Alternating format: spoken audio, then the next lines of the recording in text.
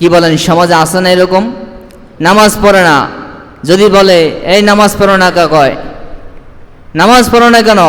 তখন বলে নামাজ না পড়লে কি হইব, ইমান ঠিক আছে। কি বলেন, এরকম কথা কয় কি না সমাজে?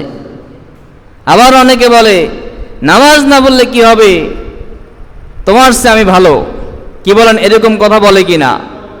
এই জন্য হাদিসে বলেছে আল্লাহ রাসূল, বাইনাল আবদি ওয়া বাইনাল কুফরি তারকুস সালাহ, বান্দা এবং কুফরের মাঝে যোগসূত্র হলো নামাজ ছেড়ে দেওয়া। যখন ব্যক্তিরা নামাজ ছেড়ে দেয়, সে যখন অহংকার বশত বলতে থাকে নামাজ না পড়লে কি হবে, আমার ইমান ঠিক আছে, এই কথা সে অহংকার বশত বলতে থাকে।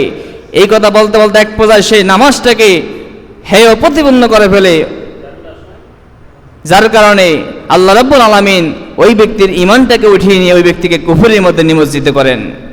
এজন্য সম্মানিত হাজরিন, ইসলামের মধ্যে নামাজ সবচেয়ে গুরুত্বপূর্ণ। সাহাবা ইকরাম তারা বলেন, আমরা যখন কোনো মুসলমান এবং কাফেরের মাঝে পার্থক্য করতাম, তখন আমরা নামাজ দিয়ে পার্থক্য করতাম। যদি কোনো ব্যক্তি নামাজ পড়ে তাহলে বোঝা যেত লোকটা মুসলমান, আর নামাজ না পড়লে বুঝতাম ওই লোকটা কাফের বা মুনাফিক।